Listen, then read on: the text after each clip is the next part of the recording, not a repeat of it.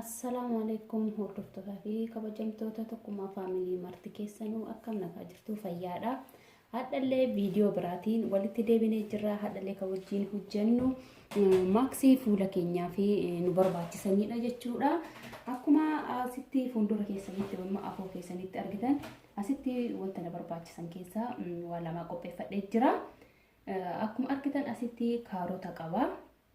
Kaaronni orgaanikii hoon taane kana isa irraa kaasaa jechuudha. Ki ani orgaanikiidha garuu kulbatti dhiqee jira gubbaa isaa. Dinnichaa tokko baay'ee diqqoodha kan itti fayyadamee haadha fuudhaaf waan barbaadeef fuula qofaa fi dinnichaa tokko quuncisee haala kanaan dhiyeeffadhee jira. Asitti immoo kan irratti gasharuu bootaan gasharuu kanas osoo hin ta'in isa guddaa kanas osoo hin ta'in isa xiqqoo kanaan gasharuu qabna. Kun immoo faaquu qabna jechuudha. Amma dursee kan faaqadhu dinnichaadha. Eegaa ka akkuma argitanii haala kanaan dinnicha kan koo faaqee ka'een booda ammas akkasuma tokko sahaanii tokko qopheeffadha. Itti aansuudhaan isa gingilchaa jedhamu qopheeffadha. Gingilchaa kanaan bishaan dinnichichaa kana keessaa baafanna. Kun akkuma argitan jechuu haala kanaan harkaanis ta'uu danda'a, maankaadhaanis ta'uu danda'a. Akkana keessaa baafattu kulbatti gootanii jechuu. Akkuma amma asitti faayidaa isaa bicuu isii hojiin dubbanna jechuudha isinitti hima. Asitti dinnichi kan nu barbaachisuu fi fuula keenya kan aduudhaan miidhamee jiru amma yeroonis yeroo aduudhaati. Akka fuulli keenya aduudhaan hin miidhamnes nu gargaara. Akka fuula keenya akka aduudhaan miidhames akkamuu ni danda'a yookiin immoo in gargaara fayyisuudhaaf jechuudha. Fuula keenya nu addeessaa wantoota gugurraacha nurra jiranis nurraa balleessuu danda'a jechuudha. Wantoota akka maadiyaatillee warroonni qabdan itti fayyadamuu hin dandeessu. Kaarootiinis faayidaa guddaa qaba. Viitaamin C illee of keessaa qaba. Kaarootiin akkasuma immoo innis fuula keenya baay'ee nu qulqulleessuudhaaf nu gargaara jechuudha. Akkuma dinnichaadha. Wantoota fuula keenya irratti bahanii fuula keenya irratti gugurraachatanii hafasaniin hunda isaatu xaraguudhaaf faayidaa guddaa qaba jechuudha. Waan kanneen hundaayyuu waan ofii kan kootii itti xaqqamamee itti fayyadamee faayidaa isaa irraa argadhee jedheedha kan isin bira dhiyeessu. Waan ofii kan kootii na fayyade hordoftoonni kan koollee itti haa fayyadamanii wantoonni nuti dubartiin fuula keenya baay'ee qulqulleessuudhaaf nu mokkorraa garuuyyuu akka nu barbaannu san illee hin taane walakkaa isaa nuuf ta'a jedhee abdiin qaba. Yeroo akkanatti uf qaqqabnu jechuudha. Uf dhiisuudhaa miti caalaan immoo haaluma kanaan itti fayyadama jechuudha. Kanneen itti fayyadamee faayidaa irraa argadhe immoo isin biraan gaha jechuudha. Waan tokko wanti ofii kan kootii fayyadamee hin agarre yookiin immoo mokkoree hin agarre isin biraan hin ga'u jechuudha. Waan irraa faayidaa argadhe akka isin biraan ga'u. Akkuma isin argitan haala kanaan cuunfee waan tokko iddoo keessatti hambisee harka kan kootiinis keessaa baasa jechuudha. Maankaanis godhuu dandeessu rakkoo hin qabu. Akka isa kana akkuma argitan haaluma kanaan asuma bira kaa'adhee isa itti aanutti deema. Kaarotallee akkuma dinnicha faaqisan kaarota kan koodeen hin faaqa jechuudha.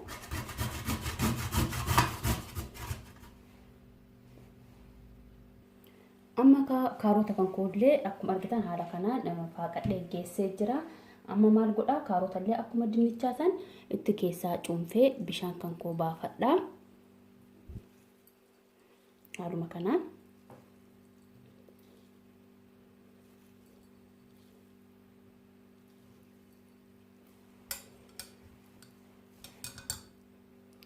eegaa kunoo amma eegaa akkanatti kaarota koodee cuunfee keessaa baafadhe kunoo akkuma argitan bishaan isaa naaf qophaa'ee jira jechuudha hojii kootiif.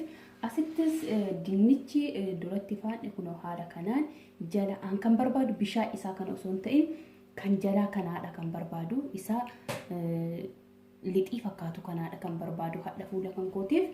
Egaa kaa maal godhaa bishaan gubbarraa buusaa bishaan isaa kana gubbarraa buufadha jechuudha. Bishaan isaa kanallee hin jissu. Kunoo akkuma argitan bishaan isaa irraa buufadhee isa jalaa sanitti kan fayyadamu. Isa kanattiidha kan fayyadamu. Kunoo akkuma argitan inni kun faayidaa guddaa fuula keenyaaf qaba jechuudha. Wallaahi mokkoraatiin laalaadha. Isa kanaan akka itti fayyadamu fuula kan kootiif Okay, egaa akkana gooneen booda asitti daakuu boqqollaa qaba. Kun akkuma argitan daakuu boqqollaa jechuun isa kana fuula keenyaaf baay'ee barbaachisaadha. Fuula laaffisuudhaaf wantoota fuula keenya irra jira hunda xaragee kaasuudhaaf jechuudha. Baay'ee nu gargaara. Oduu argattanii isa kanatti fayyadamtanii baay'ee bareeda. Isa kanallee hoo arganne daakuu ruuzii hoo argattan bakka kana isinii buusa jechuu. Hoo argattan immoo isuma kanaayyuu amma isarraa maakaa shaayii akkuma argitan tokko itti buufadha. Itti aansuudhaan kan itti buufadhu shumburaadha. Shumburaa daakamee isinitti mul'isee jira. Kanaan dura hojii hojjannee jira. Isa daakamee isallee maakaa shaayii tokko itti godhadha. Itti aansuudhaan jara kanneen kulbattii waliin gahaa.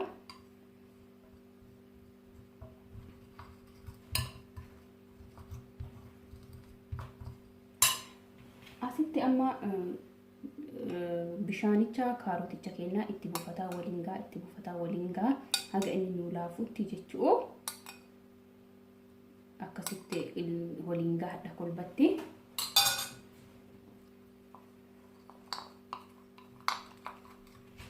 Asitti wanta laaltan tokko viidiyoo laaltan yoo dandeessanii hanga dhumaa laalaadha. Faayidaa isaallee irraa argachuuf akkaataa hojii isaallee irraa baruudha. Faayidaa barbaadan guutumaan guutuutti irraa argachuudha. Kolbatti ilaaluun isinirraa barbaachisaadha jedha. Kolbatti ilaalaadha viidiyoo yeroo laaltanii. Hanga dhumaa yoo dandeessan laalaadha. Subscribe godhaatiin faamilii ta'a isiniin jedha. Yaa subscribe gochuun harkumaanii waan biraa waan guddaa nu barbaachisu yoo ta'u gimtu tunne isii jara si fakkaatu san gurraatti isii yoo tunne wanti yeroo hundaa nu gadhiifnu isin bira ga'a. Isinitti tole immoo laayik gochaa nu jajjabeessaa koomentiidhaan laayikiidhaan nu jajjabeessaa isiniin jennaan. Nu ganaa horroota guddataa jiru. Horroonni guddataa jiru ganaa dhufaa jira yuutuubaroonni danutu jira. Isaanillee subscribe godhaa koomentii kennaa fi laayikii godhaa akka jajjabaatan godhaa yuutuuboonni gurguddatan jechuu ifama hojiin. Akkas nu godhaatiin nu jajjabeessaa isiniin jenna. Ijumaan nu laalinaa nu laalaa yuutuuba kennallee yeroo tokko jechuu isinillee hin tollee. Irra galaati olii ilaalaa koomentii oduu olii kennine nuti Oromoon danuudha amma wal guddisuu dandeenya. Wal guddisa maaliif icadhifna maaliif maa wal guddisuun yaa waan qarshii itti baafnee nama sanii kafallee akka inni guddatu godhu osoo hin ta'in silkii makeenya irratti subscribe goonee fi like goonee fi koomentii mishaa kennee fi isa gammachiisu. Kunoo haala kanaan akkanatti hoo isin jalaa akka anaa kana qadhate akkan isin jalaa qadhate maankaa tokko nashaa itti dabalachuu dandeessan waliin immoo boqqolloo daakichaa ana amma gimmitimaa xiqqoo itti buufadha. Isa kana itti dabalachuu dandeessan jechuu. Fuula keenya kolbatti nu addeessaa dhugaa isiniin jedha qulqulluu nuuf godha. Kolbatti jabaataa kolbatti waliin ga'uu qabdanii.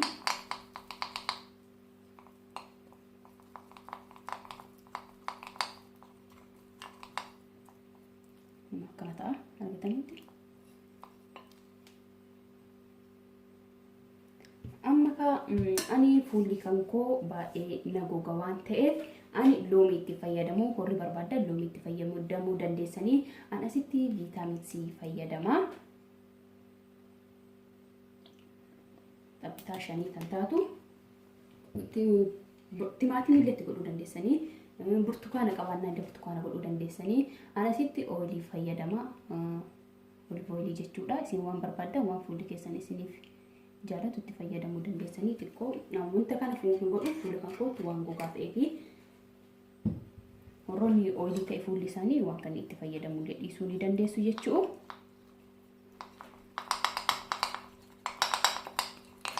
Kolbatti waliin geenna amma.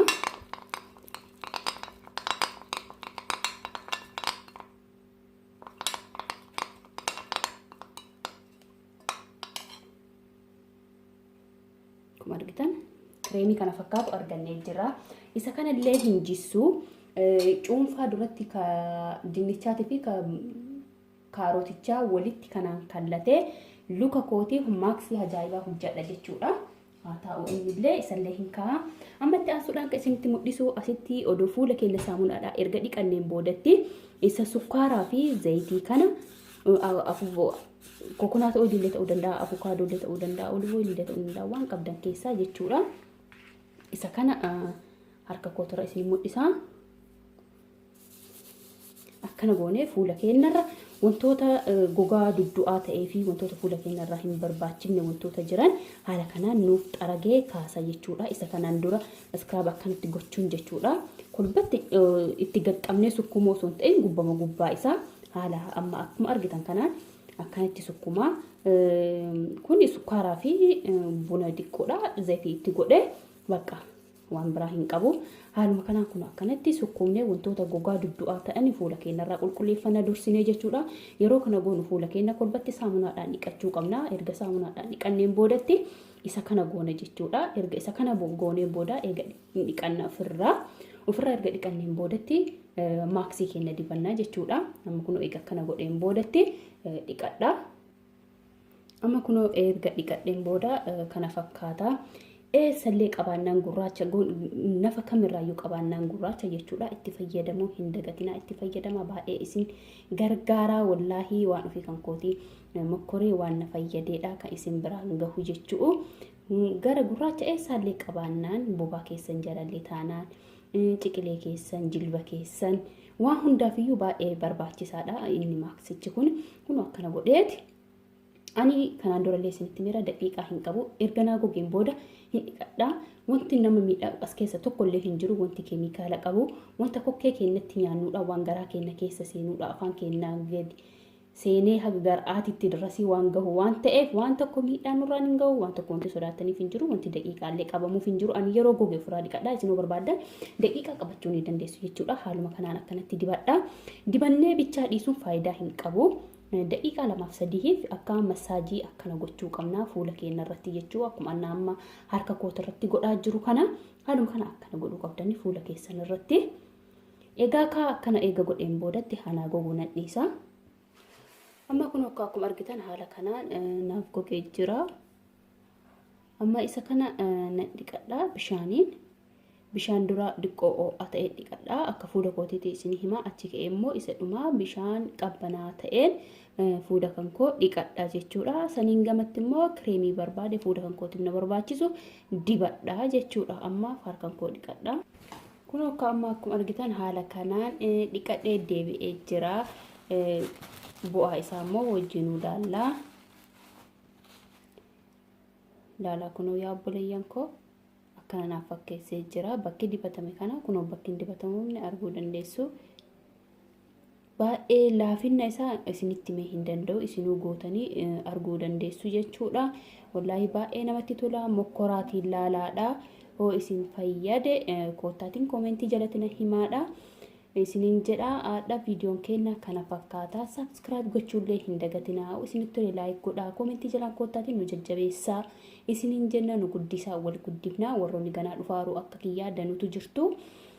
Kanaafuu haadha viidiyoo isinii qabadhee dhufee isin fayyada isin gargaara aduu kanaan jedhee yaadee isinii qabadhee dhufe isa kana fakkaata. Hamma viidiyoo biraatiin walitti deebinutti nagatti naa turaa bakka jirtanitti hundi keessaniyyuu.